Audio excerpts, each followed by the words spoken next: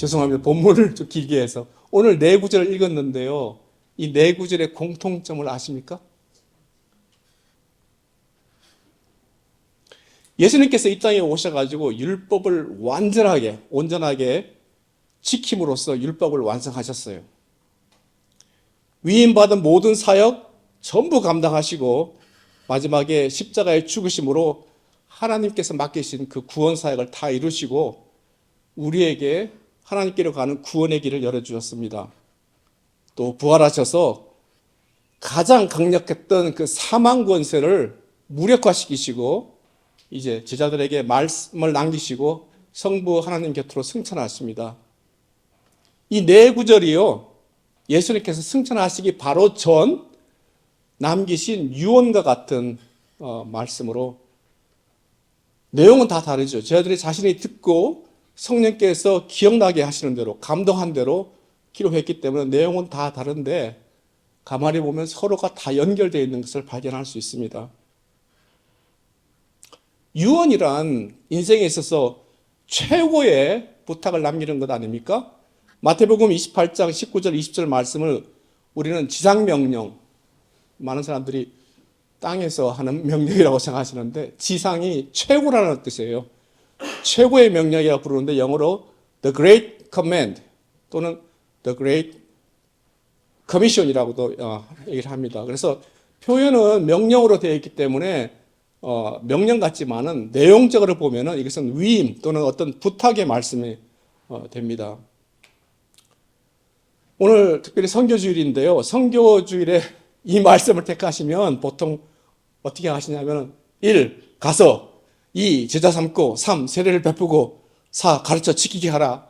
이거를 강조하는 말씀을 주로 하십니다. 그런데 저는 가기 전에 먼저 해야 할 게 있습니다. 그게 오늘 누가복음 24장 49절 말씀에 나와 있는데요. 가기 전에 먼저 할 게 뭐냐면 이 성에 머물라. 즉 다시 말하면 그냥 기다리라는 뜻이에요. 기다리라는 거죠. 자, 저는 오늘 이 기다리라는 것에 오늘 초점을 하나 맞추고요. 그리고 다른 하나 초점은 마태복음 말씀에 하늘과 땅의 모든 권세를 주셨으니 이 문장을 가지고 이건 두 번째 초점으로 맞춰보겠습니다. 우리는 지난 몇 달에 걸쳐서 예수님의 비유 시리즈를 들었습니다. 예수님의 비유 시리즈는 무엇을 설명하기 위한 거죠? 왜 아무 대답이 없나요? 뭐를 설명하신 거예요? 아멘. 예. 바로 하나님의 나라를 설명하시기 위한 겁니다. 예수님은요, 이 땅에 오셔가지고 처음부터 끝까지 모든 생각, 모든 사역, 그 중심에 온통 하나님의 나라에 있었어요. 주님 가르치신 기도, 주기도문 보시면 이런 말씀이 있잖아요.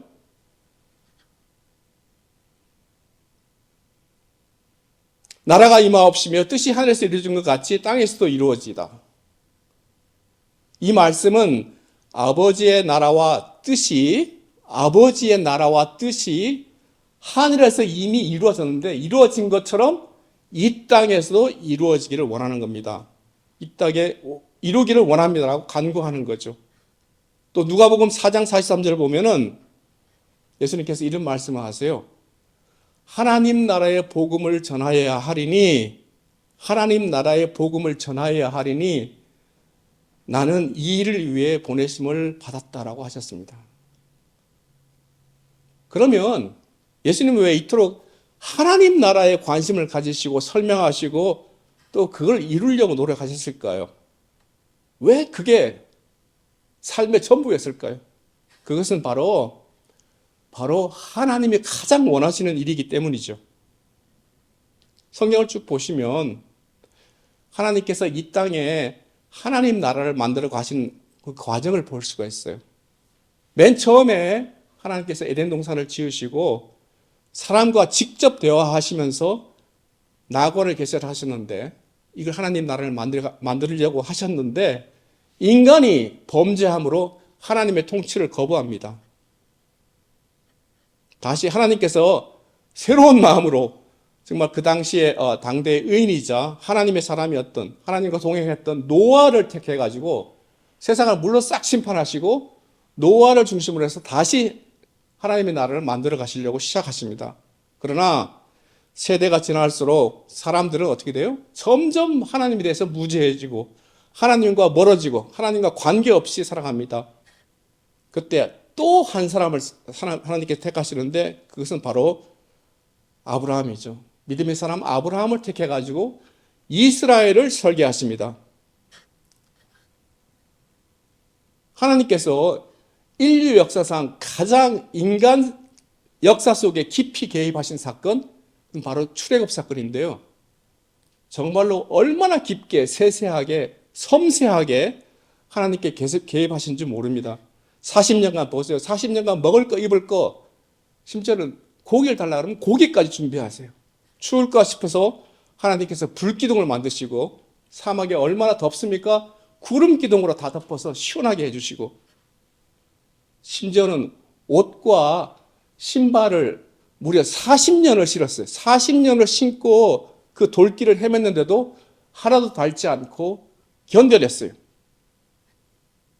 그렇게 친절하게 하나님께서 개입하시면서 무엇을 하시기 위해서입니까? 무엇을 하시기 위해서 이 사람들을 그렇게 그 고통과 어려움 가운데서도 하나님의 친히 개입하시면서 데리고 나오셨을까요? 하나님의 능력을 보여주시기 위해서? 가나안 땅을 기업으로 주려고? 그 노예의 고통 속에서 이들을 해방시키기 위해서? 이게 다 단계적인 목적입니다. 최종 목적을 위해서.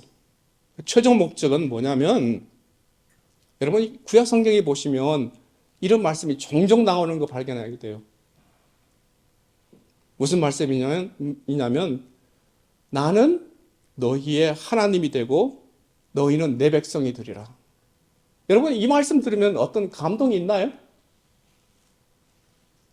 나는 너희의 하나님이 되고 나는 너희 하나님이 되고 너는 내 백성이다.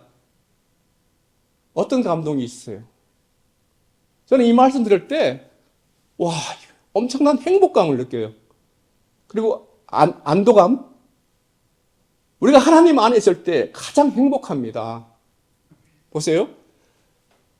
하나님이 내가 너희 하나님이 되고 넌 내 백성이라 뭐냐면 넌 내 거야. 넌 내 거라고. 내가 책임질게. 내가 책임진다고. 우리에게 무슨 걱정이 있어요? 무슨 근심이 있어요? 저는 이 말씀이 와 얼마나 저에게 편함을 주는지 몰라요. 넌 내 거야. 내가 책임질게. 그 말씀이죠. 이게 내가 너의 하나님이 되고 어떻게 보면 너무 단순한데 이게 어떻게 목적이 되냐. 마지막에 그거예요. 맨 마지막에 나는 너희 하나님이 되고 너희는 내 백성 되리라. 그게 출애굽하신 목적이에요. 그게 결국 뭐냐면 이스라엘 통해서 이건 내가 통치하는 하나님의 나라를 만드신 거예요. 그런데 하나님 직접 다스리는 나라 이스라엘을 이루려고 하셨는데 이스라엘은 배반하죠. 배신하죠. 여러분 출애굽 사건만 그 하나님의 나라를 다룬 게 아닙니다. 목적한 게 아니에요. 여러분 성경 혹시 창세기 1장 1절부터 계시록까지 다 읽어보신 분 한번 이렇게 한번 손 들어 보시겠어요? 한번 다 읽어보신 분 이렇게 손 들지 마시고 이렇게 한번 정말 한 번이라도 내가 다 읽었다. 할렐루야. 감사합니다. 성경 읽으셔야 돼요. 성경을 읽으면 읽을수록 그 속에 하나님을 발견하거든요. 얼마나 좋은지 몰라요. 여러분, 성경에 말 들으셨고 또 읽어보신 분도 계시지만 성경의 전체 주제가 뭘까요? 이 주제 파악을 잘해야 국어 성경이었죠. 성경의 전체 주제가 뭘까요? 성경이 뭘 얘기하십니까? 그걸 성경 전체를 한 단어 또는 한 문장으로 한번 바꿔보세요. 그게 주제죠.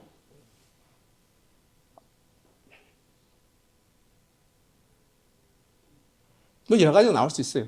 예수는 주, 예. 성경의 전체 주제는 뭐냐 하면은, 물론 다른 사람은 다르게 표현할 수 있겠지만, 하나님 나라의 완성입니다. 하나님 나라의 완성. 그리고 이걸 한 문장으로 바꾼다면, 하나님께서 통치하신다예요. 그래서 성경을 읽으실 때에 이 나라 또는 통치, 이 개념을 갖고 성경을 읽으시면 이해에 도움이 될 것입니다. 자, 이스라엘마저 하나님의 뜻을 저버리고 악행으로 멸망할 때쯤에서 예수님이 이 땅에 오시죠. 예수님께서는 죄를 부르시고 모든 믿는 자를 의인으로 인정하시고 하나님의 자녀, 백성 되는 길을 여십니다. 그리고는 성령님이 오셔가지고 성령님의 역사로 교회가 시작되면서 지금은 비록 완전하지는 못하지만 지금은 이스라엘 대신에 교회를 통해서 하나님 나라를 확장하고 계십니다.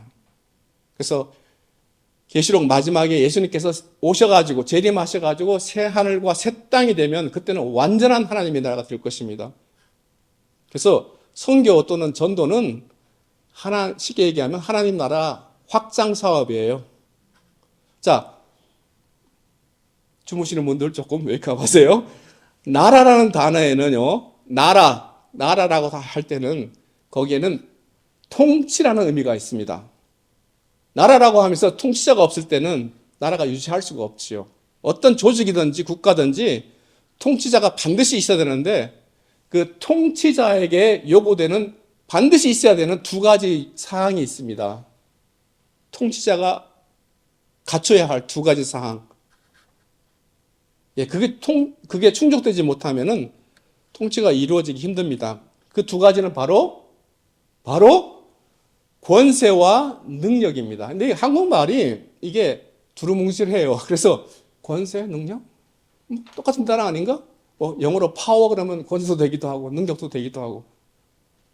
근데 영어 단어로 표현하면 오히려 외우기도 쉽고 그 의미가 분명해지는데 바로 authority하고 ability입니다. 둘 다 A로 시작하니까 여러분들 기억하기 쉽겠죠? 통치자에게 반드시 필요한 거 authority와 ability입니다. 만약에 대통령이 됐다. 그 사람은 국민 투표에 의해서 authority를 받아야 돼요. 그 다음에 능력이 없으면 그 사람은 fire 될 수가 있어요. authority는 있는데 ability가 없거나 ability는 있는데 authority가 없으면 통치자로서 역할 수행이 힘들고 사람들이 따르지 않습니다. 예수님께서 지상 유훈을 남기시면서 마태복음에 아까 두 번째 초점이라고 말씀드렸던 하늘과 땅의 모든 권세를 내게 주셨으니 라고 시작했는데 여기 영어로 표현하면 All authority in heaven and earth has been given to me. All authority in heaven and earth 라고 되어 있습니다. 예수님께서는 하늘과 땅의 모든 authority를 하나님으로부터 위임받으셨습니다. 그래서 예수님은 최고의 권위자가 되셨고 모든 것은 예수님의 결제 없이 행해지는 것들은 전부 불법이에요. 그래서 만약에 여러분들 몸에 어떤 질병이 생기잖아요. 이건 불법이에요, 불법. 그때 어떻게? 너 불법이니까 떠나가 라고 우리가 명령할 수 있는 거예요. 그래서 우리가 예수님의 그 권세가 있기 때문에 그걸로 우리가 예수님의 이름으로 기도합니다라고 얘기하는 이유가 여기 있습니다.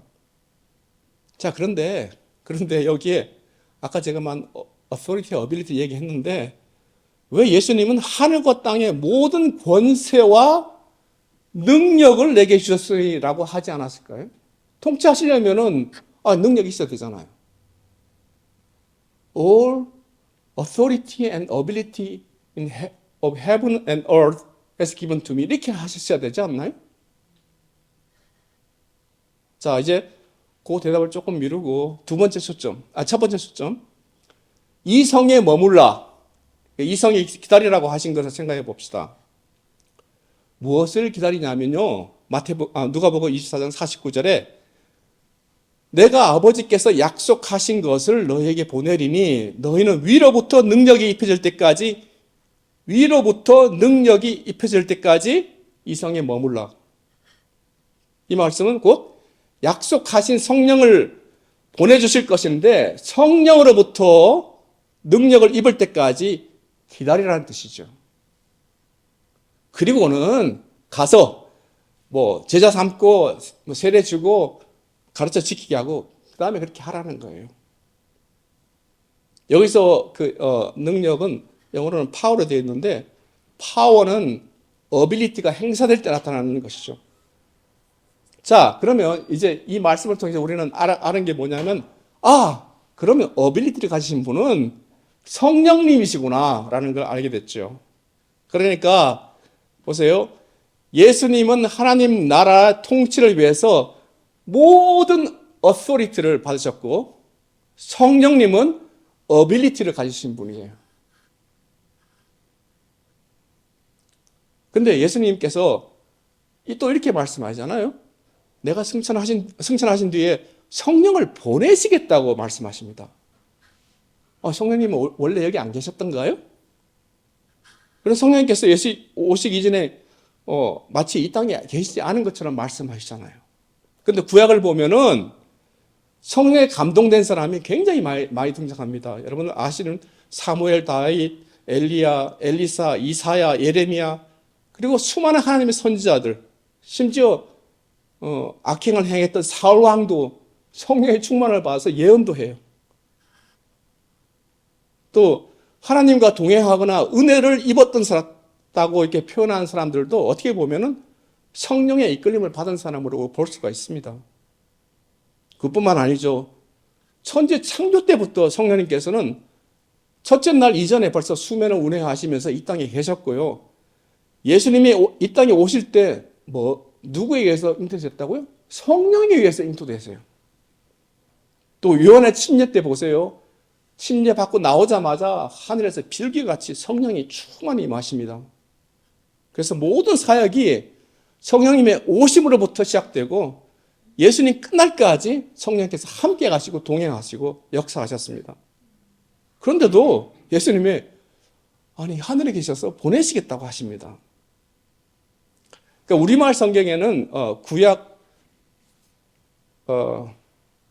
예수님 오기 이전이나 이후나 동일하게 어떻게 표현하면 우리말 성경에는 그냥 성령이 임하시니 이렇게 표현되지만 영어는 조금 다르게 표현되고 있습니다.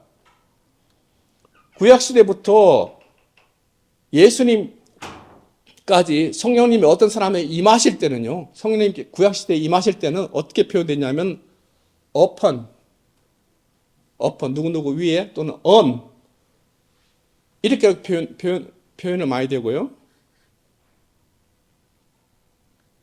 이때는 성령님이 그 위에 임하실 때는 아주 강력하게, 쉽게 얘기하면 성령 충만한 상태가 되는 거예요.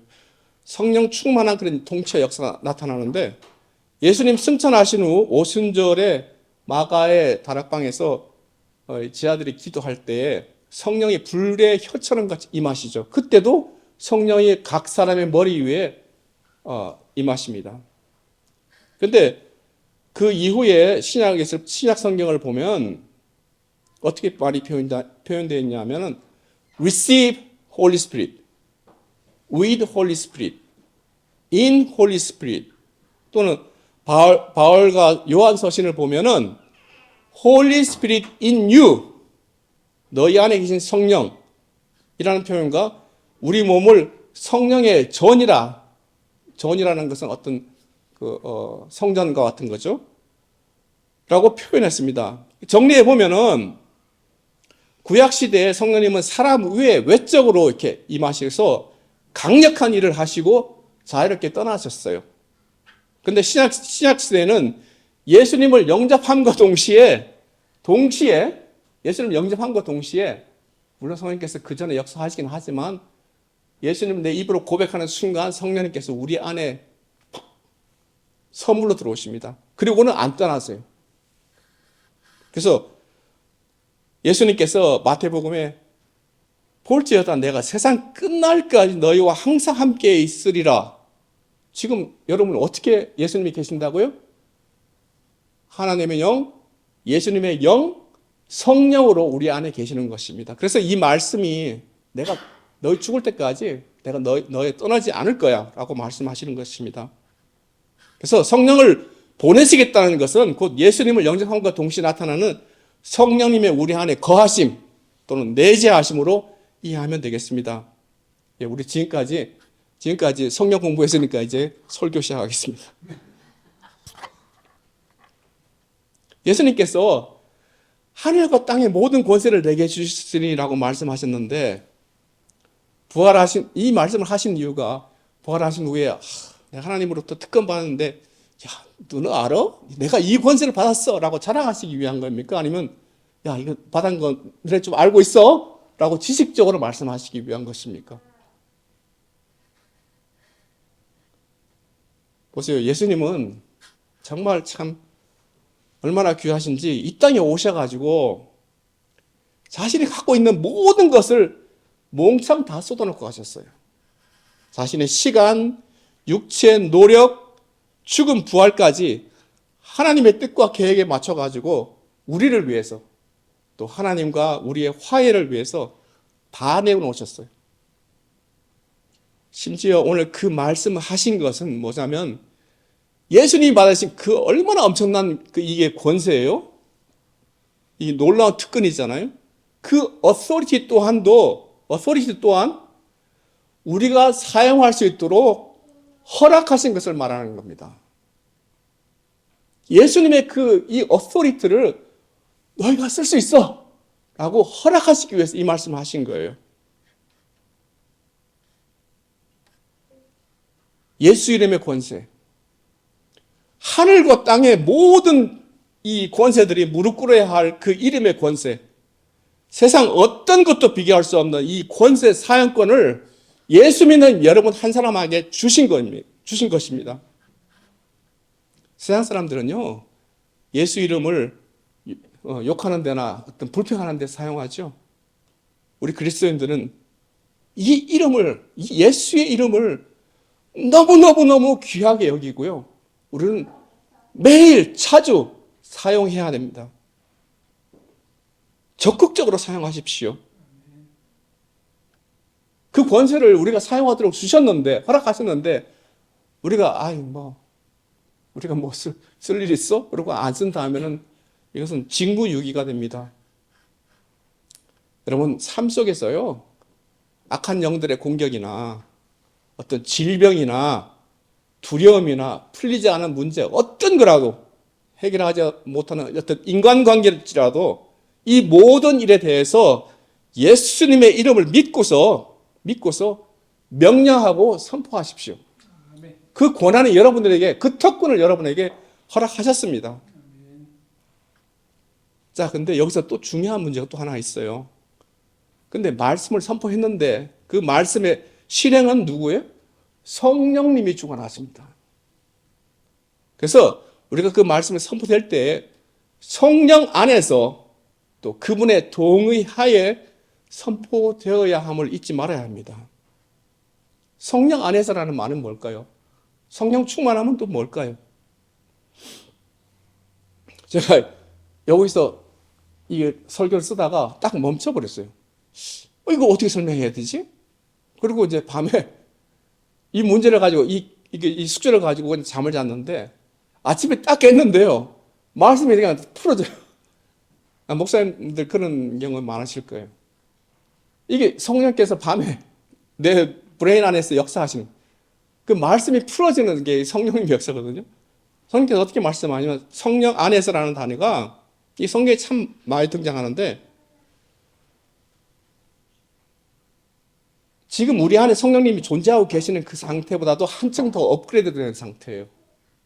그래서 우리의 자아, 즉 우리의 자아라는 것은 우리의 지정의를 말하는데 우리의 지정의가 내 지정의가 성령님의 지정의 안으로 들어가는 거예요. 그러니까 내 생각, 내 판단, 내 감정, 내 의지 이런 모든 것들이 성령님께서 말씀하실 때 내가 그냥 순종해버리는 거죠. 이게 성령님 안에 들어가는 거예요.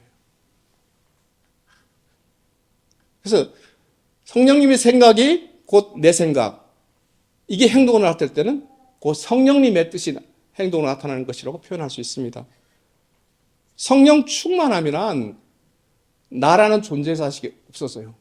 나의 존재의식이 없어지고 온전히 성령님의 강력한 다스림이 나타나는 경우인데, 이때는 정말 성령님의 의지에 따라서 여러분들 구약에서 많은 하나님의 사람들이 성령의 의지에 따라서 예언하고 하나님의 일을 이루시는데, 이때 놀라운 이적들이 나타날 수 있습니다. 사도행전 3장 1절에서 10절을 보면 여러분 잘 아시는 내용인데, 오순절 성령 강림으로 제자들이 충만한 상태에 있을 때 일입니다. 베드로와 요한이 오후 3시 기도 시간에 이제 성전에 올라가서 기도하러 가는데, 미문이라는 곳에 나면서부터 걷지 못하고 평생을 앉아서 구걸하던 사람이 있어요. 아마 부모가 업고 와가지고 내려놓으면은 그 사람은 거기서 하루 종일 구걸하고 집에 퇴근하고 이런 삶을 거의 40년 동안 살았던 사람입니다. 오랜 동안 있었기 때문에 많은 사람들이 그를 지나가면서 봤고, 제자들도 지나가면서 자주 봤습니다. 그냥 지나쳤어요. 뭐 저 사람 구걸하는구나, 그 사람이구나, 뭐 이런 식으로.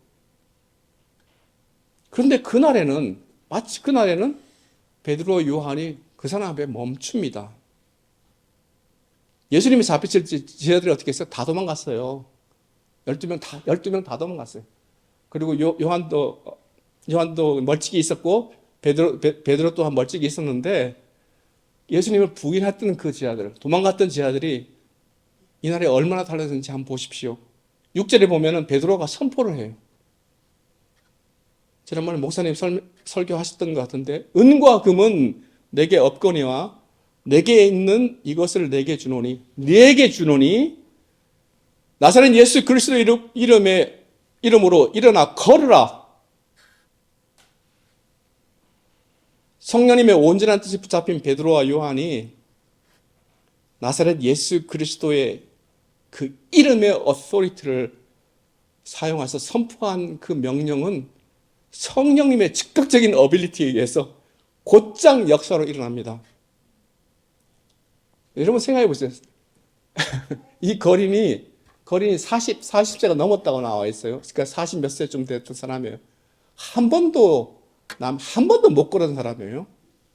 우리 보통 뭐 일주일, 몇 주 이렇게 수술하고 나면은 우리 PT 받아야 다시 쓸 수 있잖아요, 보통. 그동안 근육 안 써가지고. 남에서 한 번도 써본 없었던 근육. 근데 40년 동안 사용 안 했던 이 근육들이 발과 발목에 갑자기 힘을 얻고 걷고 뛰기까지 합니다. 이 일로 인해서 사람들이 모였잖아요. 모이기 시작하니까 베드로가 설교를 하죠. 그때 5,000명이 한꺼번에 예수 믿는 일이 일어납니다. 예수님의 사역 중에 이미 성령님 오실 것을 예고를 하셨어요. 요한복음 16장 보면은 성령님을 진리의 영 또는 보혜사라고 부르셨고, 성령님께서 오셔가지고 죄와 의와 심판에 관해 세상이 잘못된 것을 증명하시겠다고 하셨습니다. 그래서 예수님은 죄는 예수 그리스도를 믿지 않는 것, 의는 예수 그리스도께서 하나님 보좌 우편에 앉으신 그 사실, 즉 예수 그리스도 보좌 우편에 앉으셨다는 그 사실은 뭐냐면 하나님과 동등됐다는 사실이죠. 그리고 심판은 세상 임금, 즉 사탄의 무리와 그 숭배자들, 그 예배자들에 대한 심판이 반드시 있을 것을 말씀하시는 진리인데요. 보세요. 세상은 요 세 가지를 다 바꿔놨어요. 예수님한테만 구원 있는 거 아니야. 여기도 구원이 있고 여기도 진리야. 그다음에 예수 그리스도는 사람이지 어떻게 하나님이야. 그다음에 심판이 어디 있어? 세상은요 정말로 교묘하게 다 바꿔놨어요. 다 거짓으로 바꿔놨어요. 성령님께서 진리의 영으로 오셔가지고 이것을 코렉션하시고 지적하시고 이게 잘못된 거야 라고 말씀하시러 이 땅에 오신다는 겁니다.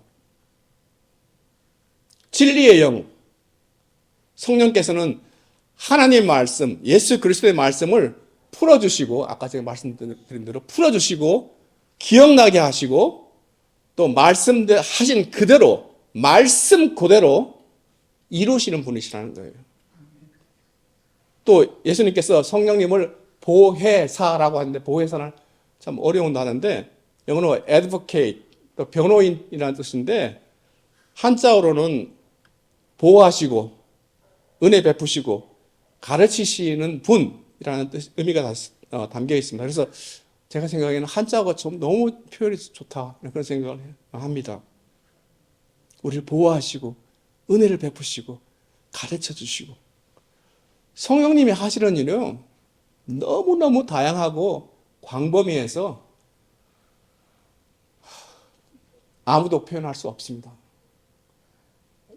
제가 오늘 성령에 대해서 말씀드리는데, 제가 정말로 성령에 대해서 정말 설교하시는 목사님은 거의 못 봤어요. 왜냐하면 너무 어렵거든요. 성령님을 나는 요 부분만 봤기 때문에 요 부분만 얘기하면 사람들은 아닌데 내가 알기로는 성령님이 이러신데?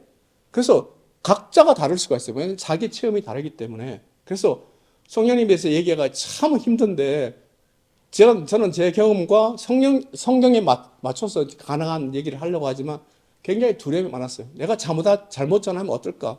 근데 말씀하시더라고. 네가 해. 담대히 해. 나머지는 내가 책임진다. 이렇게 말씀하셔서 저는 담대하게 선포합니다. 그래서 여러분들 정말 각자가 여러분 스스로가 성령님을 체험하셔야 돼요. 그 경험이 매우 필요합니다. 성령님을 지식으로 아는 것은 그렇게 중요하지 않습니다. 물론 알아야 되겠지만 삶의 체험으로 배우는 것이 정말로 힘 있는 그리스도인이 될 수 있는 길입니다. 체험적인 신앙이 될 때 강하고 담대한 증인이 되는 것입니다.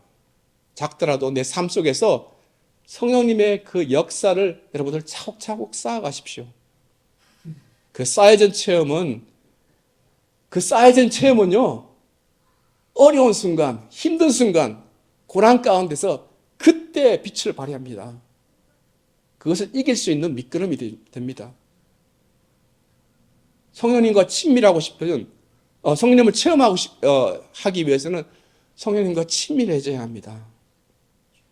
그래서 선교주일에 저는 성령님과 먼저 친해지기를 권면드리면서 성령님과 친밀한 교제를 위해서 몇 가지 제안을 드립니다. 여러분 유튜브 보면은 이렇게 하면 성령 충만 받을 수 있다. 성령의 은사 받는 법. 이런 표현들이 좀 있는데 너무 자극적으로 우리의 관심을 끌기 위해서 표현된 건데, 사실 성령님의 인격을 너무 가볍게 표현한 거라고 저는 생각합니다. 성령 충만, 은사 나누어 주시는 것은 내 뜻이 아니라 전적으로 성령님의 의지와 뜻입니다. 다만 우리가 이런 마음의 자세를 갖추고 있어야지 성령님을 체험할 수 있다는 것을 말씀드리는데, 왜냐하면 성령님은 인격적이시기 때문에 우리가 원하지 않고 찾지 않으면 특별한 경우를 제외하고는 성령님이 나타나지 않으세요. 여러 가지 많겠지만 제가 갖춰야 할 두 가지 마음의 자세 말씀드립니다. 첫 번째, 잘 들어보세요. 첫 번째, 성령님과 친밀하는 법. 첫 번째, 성령님을 사모하라요. 성령님 사모합니다. 사모라는 말은 김사모님, 박사모님 그러는 게 아니라, 그 사모가 아니라 생각하며 흠모한다는 뜻이죠. 이것을 그냥 사랑으로 대체할 수 있어요. 사랑합니다. 우리가 말없이 부부 관계나 연인 관계가 깊어지면은 말없이 알지? 하면은 그냥 대화가 될 수도 있겠지만, 사랑하면은 주로 많이 대화를 하게 되죠. 대화를 위해서는 먼저 송수신이 원활해야 됩니다. 한쪽은 말하는데 하나님 못 듣는다 이러면 대화가 안 되죠. 그러니까 우리는 지금 말할 그건 돼 있는데 수신이 안 돼요. 그래서 우리는 언제건 원하면 성령님께 기도할 수 있잖아요. 성령님께 말할 수 있잖아요. 정말 그래서 여러분 삶 가운데 아주 사소한 일 있죠. 오늘 무슨 일 했는데 기분 나빴어요. 이거 성령님하고 나누세요. 정말 이런 것까지 나눠? 이런 것까지 기도해? 좋아요. 왜냐하면 친밀해지기 위해서는 여러분 연애할 때 그렇지 않아요? 정말 시시콜콜까지 다 나누잖아요. 나 이거 했었는데 이런 일이 생겼어. 마치 그러듯이 성령님께 사소한 일까지도 나누어 보십시오. 자, 그런데 우리의 귀가 열려야지, 영적으로 귀가 열려야지 성령님의 음성을 들을 수 있지 않겠습니까? 성령님의 음성을 듣는 귀는 내가 할 수 있는 게 아니에요. 성령님이 열어주셔야 합니다. 그래서 계속 성령님의 뜻이 뭔지 알기를 궁금해하고 또 사모하고 기도하면서 기다리면 어느 순간 하고 귀가 열리고 말씀이 들리는 날은 반드시 올 것입니다. 왜냐하면 성령님 우리를 사랑하시고요. 우리를 돕기 위해서 여기 오시잖아요. 내 안에 오셨잖아요. 근데 말씀을 안 하셔? 내가 말씀을 못 듣게 하신다? 이건 있을 수가 없잖아요. 우리를 돕기 위해서 오셨는데.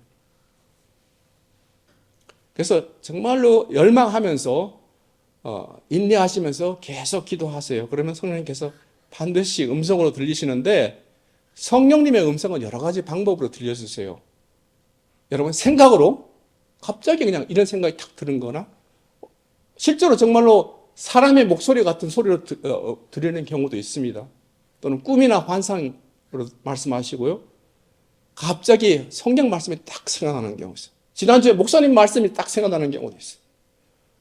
어떤 경우는 또 다른 믿음의 사람의 입을 통해서 그 사람이 갑자기 그런 말을 하는 거예요. 근데 이 전달되는 방법은 다양하고 여러 가지인데 한 가지 공통된 점이 있습니다. 내가 듣는 순간 저거 성령님의 말씀이야 라고 내가 깨닫는 거예요. 저는 이 말씀을 준비하면서 한 서너 번 정도 그 다양한 방법으로 성령님께 말씀하시는 걸 제가 들었어요. 이게 성령님 말씀이구나. 근데 정말로 이게 방법은 다양해도 나는 동일하게 이게 성령님께서 말씀하셨구나 라고 내가 깨닫게 돼요. 여러분 지금 이 시간도 그렇지만 예배 때 무슨 생각하세요? 오늘 밥을 뭘 해 먹을까? 세상 돌아가는 일, 사업 일, 아니면 말씀에 집중하십니까? 정말 좋은 자세입니다. 근데 말씀에 집중한다고 여러분 몇 달 지나면 그 말씀 기억나세요? 설교 내용 얼마나 기억하세요? 우리 기억은 그렇게 길지 못하고 기억한들 우리 삶과 무관하게 지나쳐버리고 지나쳐버리는 내용들이 너무 많죠. 그러면 목회자 설교가 쓸모없는 걸까요? 의미가 없잖아요, 그러면. 아니죠. 절대 그럴 수 없죠. 성령님은 바로 그 말씀을 기억나게 해주시는 분입니다. 그래서 설교 시간에 특별히 여러분 이렇게 기도해 보세요. 나에게 주시는 말씀, 이걸 영어로 메시지라고 해요. 메시지. 이 메시지를 받는 거에 여러분 초점 맞추셔야 돼요.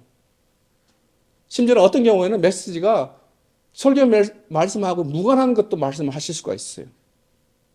이 메시지를 받을 때 여러분들 기억이 굉장히 오래 가고 삶에 또 적용하기도 쉽고 적용할 때 여러분의 삶이 성숙해지는 것을 여러분 자신이 느끼게 돼요. 그래서 예배 준비할 때 어떻게 기도하시냐면 성령님 오늘 저에게 이 기도를 꼭 해보세요. 예배 시간에 예배 시작하기 전에 성령님 저에게 메시지를 주십시오. 제가 이 말씀 붙잡고 살겠습니다라는 마음으로 기도해 보세요. 성령님을 항상 사모하고 음성 들려주시기를 계속 간구하십시오. 일상생활에서 또 집에서나 직장에서 일할 때 눈 뜨고 또 누구 만날 때도 마찬가지로 성령님 제가 이 사람 만나는데 어떻게 할까요? 라고 기도해 보세요. 성령님께 조언 구하세요. 첫 번째 성령님을 사모하라. 두 번째 성령님께서 말씀하시면 즉각 순종할 자세를 가져라는 거예요. 순종할 자세. 성령님이 말씀하실 때 우리가 원하는 방향 또는 예상했던 거라면 우리가 저도 동의합니다. 쉽게 따라갔지만 이렇게 전혀 똑같은 방향이면 굳이 순종이라고 표현하기 좀 힘들겠죠. 그런데 때로는 우리가 원하는 방향과 다르거나 어떤 때는 반대 또는 전혀 생각지 못한 방향으로 말씀하실 때가 있습니다. 만약에 그렇게 예상치 못한 방향으로 말씀하시면 여러분들 어떻게 하시겠어요? 아이, 하나님, 전 못해요. 아마 첫 번째 반응은 그럴 거예요. 근데 이러한 경우를 맞았다면, 생각지 못한 경우를 말씀하신다면 여러분 기뻐하세요. 기뻐하세요. 왜냐하면 그것은 우리가 먼저 생각했던, 우리 방법부터 생각했던 그 방법들이 잘못된 것을 고치시기 위한 것이든지, 아니면 두 번째로는 우리의 믿음을 한 단계 더 성숙해지는, 업그레이드 시키는 테스트일 수가 있습니다. 이 테스트를 통과하시면요, 테스트를 하셨을 때, 순종했을 때는 믿음이 한 단계 더 업그레이드 됩니다. 순종하는 동안 좀 힘들고 어려울지 몰라요. 근데 이때 순종할 때 내 자아가 성령님에 들어가는 훈련을 하는 거예요. 내 자아를 성령님께 내가 복종합니다. 근데 그 끝나고 났을 때, 그렇게 순종하고 났을 때에 찾아오는 그 놀라운 평안과 기쁨을 한번 여러분 경험해 보세요. 그러면 이게 자주 일어나게 되고 성령님 안에 들어가는 게 너무 쉬워집니다. 처음에 성령님의 음성인지 아닌지 확신할 수 없을 때 계속 물어보셔야 됩니다. 계속 이거 성령님 음성 맞아요? 성령님은 친절하게 확신 들 때까지 말씀해 주실 것입니다. 여러분, 우리의 것으로 하나님께 드리는 것 중에서 최고의 예배가 뭔지 아세요? 하나님 가장 기쁘시게 하는 것? 그것이 바로 순종입니다. 심지어 예배보다도 순종할 때 하나님께서 그렇게 기뻐하세요. 순종은요, 내일 할게요. 그러면 다음에 하죠. 뭐. 이렇게 미루는 것은 순종이 결코 아닙니다. 제가 이제 간증 하나 하고 마칠 텐데, 조금 이제 간증이 좀 정확하게 들릴 수 있겠습니다. 근데 그 속에서 성령님께서 어떻게 역사하시는지, 성령님 역사하는 여러 가지 방법들을 발견하실 수 있습니다. 확실한 기억은 아닌데 2003년으로 중국에 사르스가 유행했던 적이 있었죠. 그게 2003년으로 제가 기억하는데, 제가 2000년부터 단기 선교를 다녔었는데 2003년에 이 사르스가 하여튼 겨울부터 시작했는데 곧 멈추겠지라고 했는데 점점 퍼지는 거예요. 중국 전역으로. 그랬더니 막 북쪽으로 올라가는. 그래서 이제 단기 선교를 준비하고 있었는데 저희는 이제 학교에 가서, 선교사님이 세운 학교에 가서 아이들하고 이제 같이 교제하면서 영어 교육하고 그 아이들하고 지내면서 이제 복음을 전하고 말씀 전하고 하는데, 그런 사역을 하는데, 특별히 그래서 우리는 2세 아이들이 많이 필요해요. 왜냐하면 2세에 가면 애들이 너무 좋아하는 거예요. 같이 친구처럼 지내면서 뭐 몇 살 차이 안 나는데도 선생님을 쫓아다니면서 애들이 잘 지내면서 아주 재미있게 그 사역을 했었어요. 그래서 어른들은 이제 관리해주고 또 가서 이제 말씀 가르치고 하는 그런 일을 하지만 아이들이 직접 저 사역을 다 하는 것 같아요. 그래서 이제 부모는 못 가더라도 아이들만 보내는 집안이 있었거든요. 근데 이게 사르스가 멈추진 않는 거예요. 그러니까 이미 가려고 했던 사람들 팀을 다 구성했는데 사르스가 유행하니까 부모들이 와서 그러는 거예요. 집사님 갈 수 있겠어요 올해? 근데 이게 날이 갈수록 더 심각해지는 거야. 올해 못 가겠죠? 안 갔으면 좋겠어요. 이제 이런 식의 얘기가 나오는 거예요. 그래서 그러면 너무 힘드시면 그러면 뭐 보내지 마세요. 이런 식의 처음에 했는데 이게 자꾸 갈수록 제 마음 가운데 뭐 불편한 거예요. 왜냐하면 제 마음 가운데 어떤 게 있냐면, 그래, 다 안 가도 좋아. 나하고 우리 부부만 가서 충분히 할 수 있어. 이런 마음이 이제 있었거든요. 그래서 뭐 우리만 가지. 그러면 뭐 안 보내셔도 됩니다. 그랬는데 이거 불편한 거예요. 왜냐하면 이게 어떤 마음, 어떤 생각으로 들려줄 수 있냐면은, 그래. 너네 믿음이 없으니까 못 가지. 나는 믿음이 있으니까 간다. 이게 정말 교회의 연합을 깰 수 있는 그런 계기가 될 수 있겠어요. 그래서 이게 정말 저 혼자 가는 것도 좀 불편하고 같이 가겠다는 거 저렇게 꺼려 하는데 데리고 가기도 참 힘들고 그래서 제가 기도했어요. 그랬더니 기도하고 그 선교사님한테 연락했더니 선교사님이 참 지혜롭게도 그러면 걱정하지 마세요. 올해는 저희가 학교에서 공문을 보내겠습니다. 올해는 사르스 때문에 이게 저희 여행이 안 되니까 모든 팀들 오지 마세요. 저희만 간 게 아니라 뭐 텍사스, 뭐 플로리다, 뭐 여러 군데에서 그 교회 팀들이 많이 오는 그 학교에 있었어요. 다 보내줬어요. 그 공문이 오니까 부모들이 얼마나 기뻐하는지 몰라요. 학교에서 공문 왔어요. 오지 말래요. 그래서 이제 그 일이 참 안타깝게도 장례성에는 그날 그 해는 무산이 돼버렸어요. 그래서 제가 이제 기도했죠. 하나님, 이거 어떡합니까? 올해 얘기했는데 그러면 우리는 어떻게 할까요? 기도하는 중에 제 마음 가운데 어떤 분이 생각나냐면 아리조나에 계셨다가 아틀란타로 이사를 가신 목사님이 계시는데 굉장히 목회가 너무너무 힘드신 거예요. 왜냐하면 거기 부임한 곳에 장로님하고 이게 좀 관계가 틀어졌어요. 그 교회 건물이 원래 장로님 땅이었는데 자기 집이었는데 교회에 이제 헌금을 내놨는데 그 건물을 교회에서 쓰고 이제 사용하는데 그건 좋은데 이 장로님이 이 헌금을 했다고 표현하면서도 그 소유권을 교회로 안 바꾸고 그냥 장로님이 계속 가지고 계신 거예요. 그러니까 개인 프로퍼티 된 거죠. 그러니까 프로퍼티 텍스가 나오면은 교회가 내야 되는 거예요. 그러니까 목사님 굉장히 강직하신 분이에요. 이 옳은 것과 그런 거에 대한 그 구분이 분명하신 분인데 이 장로님이 이거 잘못된 겁니다. 헌금을 했으면은 아니면 교회에 이걸로 넘겨서 그러면 교회 재산이면은 프로퍼티 텍스 안 내도 되거든요. 교회로 하십시오. 그러면 헌금이 아니지 않습니까? 이렇게 해서 두 분 사이가 틀어지기 시작한 거예요. 그러니까 장로님 입장도 저는 이해하겠고 목사님 입장도 당연히 이해하는데 하여튼 두 분이 이 일로 계기가 돼서 이 마음이 틀어지니까 나중에 어떤 일가 생기냐면 목사님 어떤 다른 교회에서 말씀을 전하자면 초청이 왔는데도 장로님 못 가게 만드시고 막 그래서 막 서로가 막 속이 막 상한 거예요. 그래서 마침내 도저히 안 되시니까 이제 목사님이 이제 다른 교회로 떠나셨어요. 더 작은 교회로 가셨어요. 근데 가셨는데 이게 완전히 틀어진 상태로 가셨는데 너무너무 힘들어 하시는 거예요. 그런데도 불구하고. 그래서 거기 가서 위로하라고 저한테 마음을 주시는 거예요. 또 그리고 아리조나에 계셨던 여자 목사님인데 이분은 감리교 UMC 목사님이 있는데 여자 싱글이다가 영어도 잘 못하세요.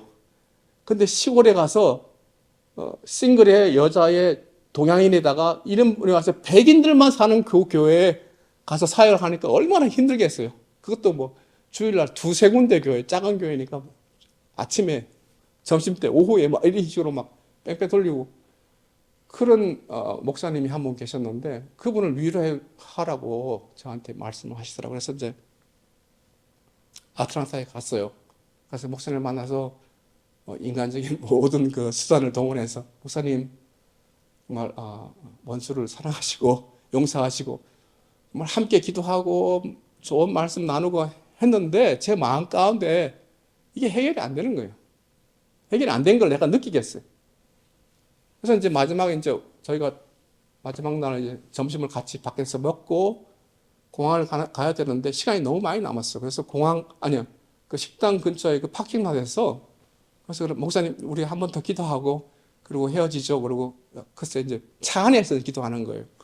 그때 이제 목사님과 그다음에 아내는 제 뒤에 앉아 있었고 기도하는데 정말 뜨겁게 기도했어요. 정말 뜨겁게 기도했는데 기도가 딱 끝나는 순간에 성령님이 말씀하시는데 어떤 말씀이 들리냐면 네가 그 장로 역할을 해라. 저보고 네가 그 장로 역할을 하라는 거예요. 제가 너무 당황해가지고 여보 성령님 나보고 장로 역할을 하라 그러시는데 아내가 한번 해보세요. 잘할 거예요. 해보세요. 막 그러더라고요. 저보고 장로 역할을 하라 그러시는 거예요. 그래서 내가 영국도 잘 못하는데 영국을 어떻게 해? 그래서 말씀은 안 주세요. 그냥 네가 알아서 하라는 거예요. 말씀을 주시면 말씀대로 하겠는데 말씀 안 주시고 그냥 역할을 하라는 거예요. 그래서 목사님, 저는 이 집사가 아니라 그 아무아무개 장로님입니다. 이 시간. 그러고 나서 제가 이제 생각나는 대로 다 이제 얘기하면서 목사님 정말 제가 어리석었고 잘 몰라서 그랬으니까 용서해 주세요. 그러니까 목사님이 어떻게 해야 되죠? 목사님 너무 당황하신 거예요. 목사님 그냥 예 그렇게 하겠습니다라고 하십시오라고 했죠. 그리고 이제 저희는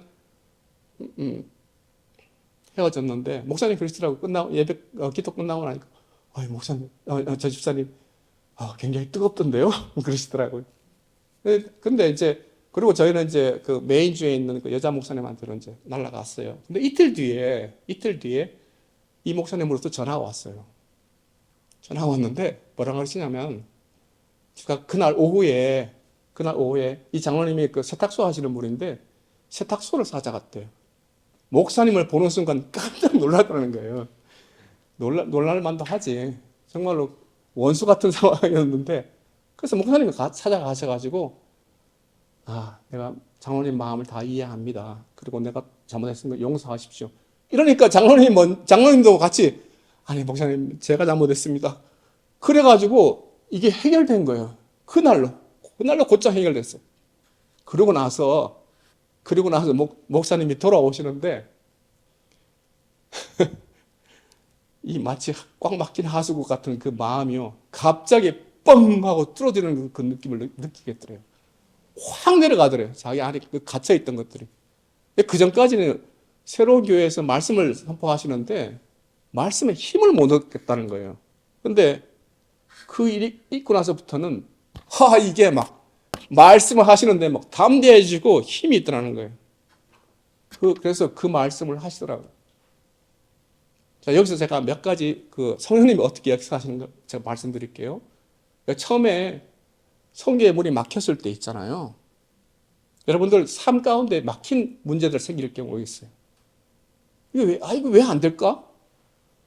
성령님께 기도해 보세요. 그러면 혹시 어떤 환경이나 사람 때문에 막혔다면 성령께서 다른 길을 열어줬어요. 이 문이 막혔다? 다른 문을 이미 열어놓고 계세요. 사방이 다 막혔다? 하늘은 열려 있습니다. 항상. 또는 어떤 경우 성령께서 이렇게 막으시는 경우가 있어요. 왜냐하면 그 길이 너한테 좋지 않아. 결말이 좋지 않아. 아니면 너한테 해가 있어. 성령께서 막으셔서 다른 길로 몰아가시기 위해서 그런 경우가 있어요. 그때 성령님께 간구해 보십시오. 정말 내 생각으로는 도저히 이게 방법이 없는데 성령께서 놀라운 지혜로 여러분들의 새로운 문을 열어주실 것입니다. 그 다음에 보세요. 제가 갖고 있는 돈, 시간, 제 육체 모든 거 다 제 거 아니잖아요. 하나님 거잖아요. 성령께서 주신 거잖아요. 심지어는 그 목사님에게 그 말 액팅하는 거 그거 성령님 아이디어잖아요. 그런데 제가 한 거는 전부 다 성령님 다 주신 건데 한 가지 제가 했던 거 한 가지 조그만 거 한 가지 그건 뭐냐면 그 말씀한 대로 제가 순종한 거 그거 하나를 두고 나중에 그 일이 있고 나서 어떤 목사님 저를 위해서 올해 후에 그 일이 있고 나서 올해 후에 어떤 목사님 저를 위해 기도하시는데 내가 기뻐하는 자라 막 이런 말씀을 막 하시는 거죠. 하나님께 기쁘게 해드린 적 없는데 그리고 곰곰이 생각해 보니까 이때 일이 생각나는 거예요. 그 조그만 순종 하나 이루었는데 이거를 그렇게 기뻐하세요. 그리고 보세요. 우리의 그 작은 순종을 통해서 정말 목사님의 모든 마음의 문제, 그 다음에 사역까지도 다 성령께서 일으키시잖아요. 그 작은 순종 하나를 통해서 성령님은 놀라운 역사를 만들어 가신다는 거예요. 그 다음에 보세요. 성령님이 어떻게 역사하시냐면 말씀 그대로 하세요. 말씀 그대로. 성령님은 자기 생각대로 안 하세요. 하나님 말씀, 예수님 말씀 그대로 하세요. 너희가 이 땅에서 매면 하늘에서 매일 것이요. 이 땅에서 풀면 하늘에서 풀리라. 그 말씀 그대로 적용된 거 아니에요? 이 땅에 매였던 거 풀었더니 그냥 하늘도 다 풀려서 목사님이 강력하게 설교하신 것이잖아요. 간단한 간증이지만 그 안에서도 성령님께서 얼마나 어떻게 다양한 방법으로 일하셨는지 여러분 배우셨을 겁니다. 그래서 오늘 저는 나라 통치나 어떤 어소리티, 어빌리티 통해서 성령님의 성령님을 가능한 자세히 소개해 드리려고 했지만 사실 이거 완전하지 못합니다. 하나님의 나라는 천국을 비롯해서 세계적 또는 우주적인 그런 개념의 나라도 있지만은 여러분의 심령에 하나님의 통치가 이루어지면 그것은 가장 작은 단위의 하나님의 나라입니다. 아직 여러분들 마음 가운데 하나님의 통치가 이루어지지 않았다면 뭐가 부족한지 자신이 한번 점검해 보세요. 그런데 성령님의 역사가 반드시 있어야지 우리 심령도 우리 교회도 하나님의 나라가 될 수 있습니다. 그걸 잊지 마십시오. 이 시간 우리가 잠시 눈을 감고 묵상하시면서